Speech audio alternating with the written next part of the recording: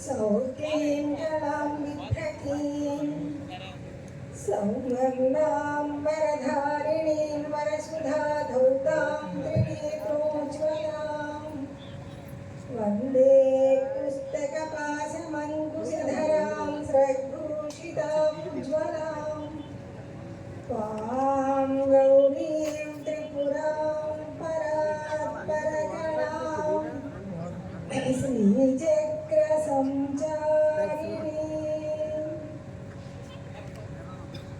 युक्ताहारविहाराय विविक्तस्थलवासिने मलयाळयतीन्द्राय ब्रह्मनिष्ठाय ते नमः. ఏ సాంప్రదాయమైన ఎవరికి ఎంతమంది గురువులున్నా ఆ తపోమహిమ ఎలాంటిదో అందరి నోట్లోనూ మలయాళ స్వాముల వారు పలుకుతూ ఉంటారన్నమాట. అదే వారి తపోమహిమ. చూడండి, పుట్టడం, పెరగడం, పోవడం, పుట్టడం, పెరగడం, పోవడం. పోవడం అనేసరికి అమ్మో, ఆ మాట చాలా భయంకరమైందన్నమాట. పోవడమా, పోతే అన్నీ వదిలేసి వెళ్ళిపోవాలి కదా? కాదు కాదు, అందరూ వెళ్ళిపోవాల్సిందే, అన్నీ పట్టుకొని ఉండాలి. అది కూడా మరి దేన్ని వదలడానికి వీలు లేదు. కపిలవస్తు నగరాన్ని శుద్ధోదనుడైనటువంటి మహారాజు పరిపాలిస్తున్నాడు. ఆయన భార్య మాయాదేవి. చాలా కాలం సంతానం లేకుండా ఎదురు చూస్తున్నారు. ఒకరోజు ఒక తెల్లటి ఏనుగు ఈ మాయాదేవి గర్భంలోకి ప్రవేశించినట్లుగా ఆవిడ స్వప్నం కల కన్నదన్నమాట. అది పండితులు ఉంటారు కదా, అలాంటి వాళ్ళని అడిగి చూశారు. మహారాజు అడిగేసరికి వాళ్ళు చెప్పారు, ఆమె గర్భంలో ఒక మహాత్ముడు పుట్టబోతున్నాడు అని చెప్పారు. మహాత్ముడు పుట్టబోతున్నాడని చెప్పారు. పుట్టాడు. పుట్టిన టైం చూసి ఎవరైనా అడుగుతుంటారు కదా, పిల్లలు పుడితే వాళ్ళకి నక్షత్రం ఏంటి, వాళ్ళ జాతకం ఏంటి అని చూస్తారు. అలాగే చూపెట్టారు. చూపెడితే అయితే చక్రవర్తి అవుతాడు, లేదంటే సన్యాసి అవుతాడు అని చెప్పారు. బాబోయ్, అందుకనే ఉత్తరప్రదేశ్ వాళ్ళందరూ మహారాజ్ అంటారు. సన్యాసుల్ని మనం స్వామి స్వామి అంటాం, వాళ్ళు మహారాజ్ అంటారు. అంటే అంత గొప్ప స్థితి అని అర్థం అన్నమాట. రాజుకు గుర్తొచ్చింది, అయ్య బాబోయ్, అయితే చక్రవర్తి లేదంటే సన్యాసి, చాలా జాగ్రత్తగా ఉండాలనుకున్నాడు. మాయాదేవి కొడుకున్న తర్వాత కొడుకుని కన్నది ఎంతకాలం లేదు, ఆవిడ మరణించి. ఆవిడ్ని పెంచడం ప్రభావతి అని పిన్ అవుతుంది, వాళ్ళని చూసుకుంటూ ఉన్నారు. కానీ రాజు చాలా జాగ్రత్తగా ఉన్నాడు. అబ్బాయికి మాత్రం కష్టం కలిగించకూడదు, ఎవ్వరు ఏడ్చేవాళ్ళు కానీ అక్కడెక్కడ ఎవ్వరు కనిపించకూడదు. అందరూ నవ్వుతూనే ఉండాలి, ఆరోగ్యవంతులే ఉండాలి. వాళ్ళందరూ కూడా ఆరోగ్యంగా ఆ బాబుతోనే ఉండాలన్నమాట. ఆ విధంగా ఆడుకుంటూ ఇలాగ చేసి కామగా కాస్తూ వచ్చి 17-18 సంవత్సరాలు వచ్చాయి. ఏం చేశాడు? కుమారుడికి వివాహం చేయాలంటే ఎలా చేయాలా? ఎక్కడైనా స్వయంవరం ఎవరైనా చాటిస్తే అక్కడికి తీసుకెళ్ళడం కాదు, ఈ అబ్బాయికి స్వయంవరం ఏర్పాటు చేశాడు. అమ్మాయిని తీసుకురావాలి, ఎవరికి అవసరమైతే వాళ్ళేనండి. అమ్మాయిల్ని తీసుకురండి మా దగ్గరికి, కన్యలను, రాజకన్యలను మా దగ్గరికి తీసుకురండి, మా అబ్బాయి ఇష్టపడ్డ వాళ్ళని చేసుకుంటాడని చెప్పారు. అందుకు కూడా వచ్చారు. ఇంట్లో నుంచి ఉన్నారు. ఇక్కడ పూలదండలు తయారు చేసి ఉంచారు మహారాజు. వచ్చిన వాళ్ళకు ఒక్కొక్క పూలదండ ఇచ్చి పంపించేయడం అన్నమాట. పాపం ఆడవాళ్ళు కదా, వాళ్ళు నుంచుంటే సిగ్గుతో నుంచుంటారు, తలెత్తి చూడలేరు. ఈ పెళ్లి కొడుకు ఇచ్చి పంపించాలన్నమాట. ఇస్తే వాళ్ళు వెళ్ళిపోతుంటారు. వాడు ఎంత గొప్పవాళ్ళు అనేది పక్కన ఉన్న వాళ్ళందరూ కూడా చెప్తూ ఉంటారు ఒక్కొక్కరి గురించి. అలా వాడు చెప్పుకున్న తర్వాత ఈ దండ చేయడం, పంపించేయడం. అందరూ వెళ్ళిపోయారు. ఒకే ఒక కాళ్ళు ఉంది. పాపం కాలు కింద పెట్టుకొని ఇలాగా ఆ రెండు కాళ్ళతో ఇక కాళ్ళనే రుద్దుకుంటూ పంపించేస్తే వెళ్ళిపోదాం అని సిగ్గుతో ఉంది. ఇక్కడ చూస్తే మాటలు లేవు, ఏం చేయడం. అప్పటి వరకు తలెత్తి చూడలేదు ఆయన ఎవరికి కూడా. అందరు వెళ్ళి చెప్పుకుంటూ ఉంటే వాడు వెళ్ళిపోతూ ఈ మాల ఇచ్చేస్తే వెళ్ళిపోతున్నారు అంతే. కానీ ఆమెను చూడవలసి వచ్చింది. ఎందుకు? తన మెడలో ఉన్నటువంటి ముత్యాల హారం తీసి ఆవిడ మెడలో వేశాడు. ఇక్కడ మాల మరి లేదు, పూలదండ లేదు. అప్పుడు చూశాడు ముఖాన్ని. ఓహో, నా కొడుకు ఇష్టపడ్డది, ఇంకా పెళ్లి చేసేద్దాం. ఆమె యశోధర. పెళ్ళి చాలా వైభవంగా చేశారు. ఏముంది, సంవత్సరం తిరగక ముందు కొడుకు పుట్టాడు. అబ్బా, నా కొడుకు పుట్టాడు, ఇక నాకు భయం లేదు. ఇంకా నా కొడుకు ఎక్కడికి వెళ్ళిపోతాడు సన్యసించడానికి? తన భార్యతో, తన కొడుకుతో ఆనందంగా ఉంటాడు. ఇంకా తనకు కావాల అవసరం లేదనుకున్నాడు. ఈయనేం చేశాడు? కొడుకు 3 నెలలు వచ్చింది, ఇంకా ఫ్రీగా ఉందన్నమాట. ఇంకెక్కడికి వెళ్ళినా అడిగేవాళ్ళు లేరు. తనను చిన్నప్పటి నుంచి పెంచినటువంటి చెన్నడు అనేటువంటి వాళ్ళ పనివాడు అనమాట. ఆ పనివాడు పిలిచాడు, చెన్న, ఒక్కసారి నగరం చూడాలని ఉంది, నన్ను తీసుకెళ్ళని చెప్పాడు. రథంలో కూర్చోబెట్టి తీసుకెళ్తున్నారు. ఆ తిప్పుతూ ఉండేటప్పుడు ఇలా బయలుదేరేమో లేదో అంటే బాగా ముసలిపోయినటువంటి ఒక ఆవిడ ఏడుస్తూ నడవలేక నడుస్తుంది. ఆపు ఆపు అన్నాడు. ఏంటిది అని అడిగాడు. ఏమిటి? ముసలి వాళ్ళ అనేది కూడా తెలియదు అన్నమాట. ముసలావిడ అయిపోయిందండి. పుట్టిన వాళ్ళు ముసలాళ్ళు అవుతారు, పెద్దవాళ్ళు అవుతారు, ముసలాళ్ళు అవుతారు. అవునా? అలా కూడా అవుతారా? ఎవరైనా అవుతారా? ఎవరైనా అవుతారు. మీరు అవుతారా? మీరు అవుతారు, మీరు అవుతారు. యశోధన అవుతుందా? యశోధన కూడా. ఆ చంటివాడు కూడా, చంటివాడు. ఇదొకటి ఉందా? ముసలాళ్ళు అవుతారా? సరే, ముందుకు వెళ్ళండి. కొంచెం ముందుకు వెళ్ళారు. కుష్టు వ్యాధితో రక్తము, చీము కాచు, ఈ వేళ్ళు కూడా లేక చాలా బాధపడుతూ ఒక కుష్టు వ్యాధి అతను కనిపించాడు. అదేంటది అని అడిగాడు. రోగం అండి, జబ్బు ఎవరికైనా వస్తుంటాయి, అలాంటివి ఏమైనా వస్తాయి. అయితే ఎవరికైనా వస్తాయా? యశోదరికి వస్తుందా? ఎవరికైనా చంటివాడికి కూడా వస్తుంది. అయితే నాకు వస్తుంది, అందరికీ వస్తుంది. ఇదొకటి ఉందన్నమాట. ఇంకా ముందుకెళ్ళారు. ఎవరో చనిపోయారు. ఎత్తుకొని ఒక 4 పెట్టున్నారు. వాళ్ళ వెనక ఒక 10 మంది ఏడుస్తూ వెళ్తున్నారు. అదేంటది? చచ్చిపోయాడండి. చచ్చిపోయాడా అంటే చచ్చిపోతారు, పుట్టిన వాళ్ళందరూ చచ్చిపోతారు. అయితే నేను చచ్చిపోతారా? నేను చచ్చిపోతాను, నీ భార్య చచ్చిపోతుంది, నీ కొడుకు. అయ్యో, అయితే అప్పుడు వీళ్ళందరూ ఏడుస్తారు. అయితే వాళ్ళు ఎందుకు ఏడుస్తున్నారు అని అడిగాడు. ఇంతవరకు వాళ్ళతో కూడా కలిసి ఉన్నారు కదండి, వాళ్ళ మీద వాళ్ళకి అభిమానం, ప్రేమ ఉంటాయి కదా, అందుకని ఏడుస్తున్నారు. చచ్చిపోయారు కదా, ఇంక తిరిగి రారు కదా. అయితే ఇదొకటి.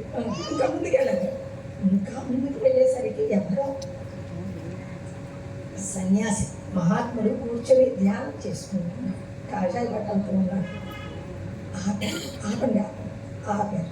ఏంటది అని ఆయన ధ్యానం చేసుకుంటున్నాడు. ఆయనకి ఎలాంటి ఏ యొక్క ఈ ఏ భోగ భాగ్యాల మీద ఆయనకి మనసు లేదు, ఒక్క ధ్యానం మాత్రమే చేసుకుంటున్నాడు. వీటన్నిటికంటే ఇదే బాగుంది అనుకున్నాడు. ఇదే బాగుందని కూడా చెప్పాడు. అయితే ఇంకా వెనక్కి వెళ్ళిపోదాం అన్నాడు. అంతఃపురానికి వచ్చేసారు. అంతఃపురంలో ఉంటూ 3 రోజులు పూర్తిగా మంచి నీళ్ళు కూడా తాగకుండా భార్య ముఖము, నిద్రపోతుంటే భార్య ముఖము, కొడుకు ముఖము, తన విచారణ అంతే చేస్తూ ఉన్నాడు. 3 రోజులు తిన్నాడా లేదా చూసేవాళ్ళు ఉన్నారు అక్కడ. ఎందుకంటే అంత పనివాళ్ళు కదయ్యా. పనివాళ్ళు అంటే ఎలా ఉంటారు? ఇద్దరు పనివాళ్ళు పెట్టుకున్నది ఒక తల్లి. తప్పుంది. ఒకరు వండాలా కొట్టించాలి, ఇంకొక ఆవిడ వచ్చి విశ్రాంతి తీసేయాలి. అయితే ఈ విశ్రాంతి తీసేసి ఆవిడకి పని ఉంది, ఆవిడ వెళ్ళిపోవాలన్నమాట. చూసారా? ఆ ఒక్క విషయంలో మనం ఆలోచించుకుంటే మనం ఇక్కడికి వచ్చాం ఈ లోకానికి. మనం ఎవరం? అద్దె పంపకు వచ్చిన వాళ్ళం. ఎప్పుడు ఖాళీ చేస్తాడో తెలియదు. దారిని మర్చిపోకూడదు. ఈ ఎక్కడ పని ఉంది ఆవిడికి, ఈ వడ్డించి ఆవిడ వడ్డించేసింది, ఇంకా ఈవిడ వచ్చి కూర్చోలేదు, ఆ విశ్రాంతి తీసేసింది. ఆవిడ తిన్నదా లేదా ఎవరికి అవసరం? నా అనుకున్న వాళ్ళకి అవసరం, పని వాళ్ళకి అవసరం ఉండదు. మనం పని వాళ్ళలాగా ఉంటే మంచిది. మనకు అవసరం లేదు, ఏదైనా కూడా అన్నీ అనవసరమే. అంతే. ఆయన మనసు మారిపోతుంది. ఈ లోకమంతా ఏడుస్తూ ఉన్నారు కాబట్టి ఈ లోకానికి ఏడుపు అనేది లేకుండా దీనిని మనం ఈ విధంగా ఆనందపరుస్తాం. దీనికి ఏ విధంగానైనా సరే ఒక తపస్సు అనేది చేసుకోవాలి అని ఆయన కనిపించింది. ఈ చెన్నైని పిలిచాడు. మన ఇద్దరం 2 గుర్రాల మీద వెళదాం. కానీ యువరాజు చెప్పిన మాట వినాల్సిందే. ఆజ్ఞ వాళ్ళకి చెప్పే అవసరం లేకుండా అయిపోయింది. ఈ భార్య కొడుకు పుట్టిన చెరొక గుర్రం మీద వెళ్ళారు. రాత్రంతా నడుస్తూనే ఉన్నాయి గుర్రాలు.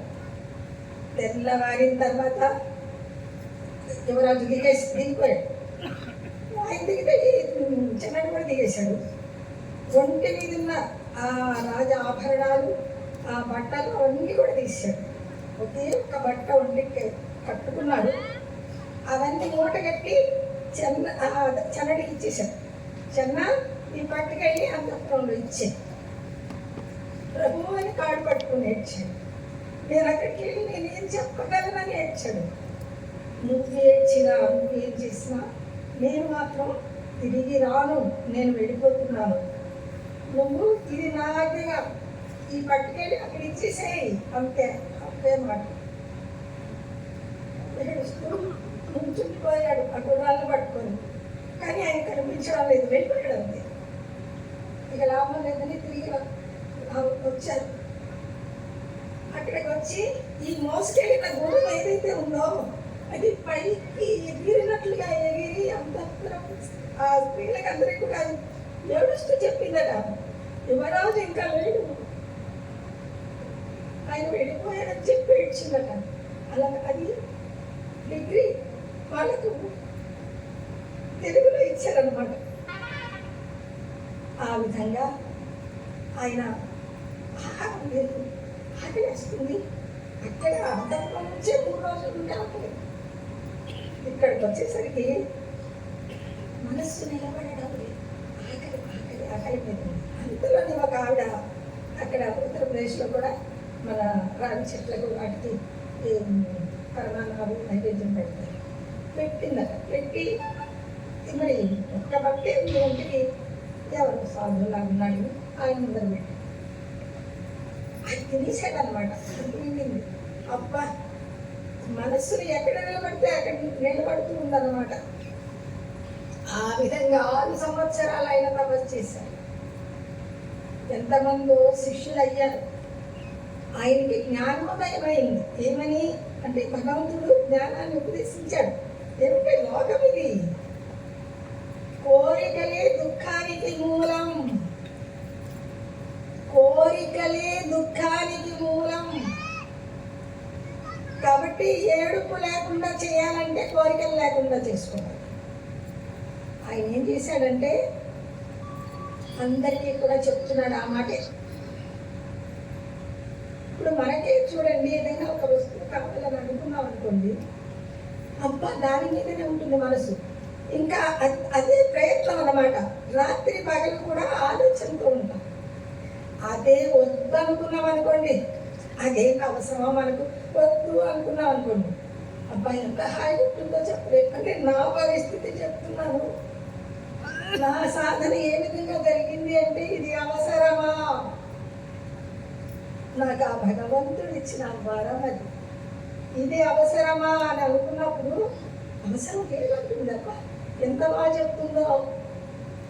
ఆ విధంగా మనస్సును వైరాగ్యానికి తెచ్చుకుంటే ఎవరికి ఏ దుఃఖము ఉండదు, ఆనందంగా ఉండొచ్చు.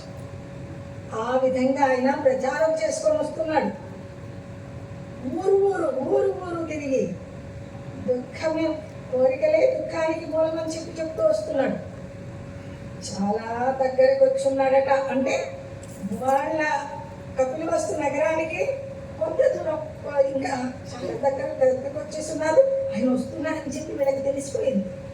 తండ్రి చెప్పాడట, మనవడిని అక్కడ తయారు చేస్తున్నాడు. ఆ మనవడికి ఇంకా వాళ్ళని ఈ ప్రభావతి పెంచింది పాపం. అందరినీ కూడా పంపించాడు తీసుకురమ్మని. అంత దూరము వాళ్ళు ఏ రథం మీదనో దేని మీదనో వచ్చి అక్కడ ఆయన ఉన్న దగ్గర బయట ఉన్నారట. అంతలోని శిష్యులు వచ్చి మీ దేవుడు ఎక్కడ ఏమిటి అన్నాడు. అవసరం అన్నమాట. అవన్నీ అడిగేసరికి అది చెప్పారట. మరి కపిలవస్తు నగరం అయితే మా గురువు గారు అక్కడ జన్మస్థలమా, అయితే మీరేమవుతారు ఇదో కొడుకు అవుతాడు. 10 సంవత్సరాలు అయింది, ఆయన వెళ్ళిపోయి 10 సంవత్సరాలు అయింది. అప్పటికి ఈమె పెంచినామి, వాళ్ళ తండ్రి ఉన్నాడు, ఈ వ్యవహారాల అవసరం అవన్నీ చెప్పుకున్నారు. అంతలోనే ఆయన అక్కడ ధ్యానం ముగించుకొని లోపల నుండి బయటకు వచ్చారు. గురుగారు మీ జన్మస్థలం నుంచి వచ్చారండి, మీ అబ్బాయి అటండి, వీళ్ళటండి, వాళ్ళటండి. సంతోషం. కూర్చున్నాడు ఆయన. బాగుంది. అందరూ దండాలు పెట్టారు.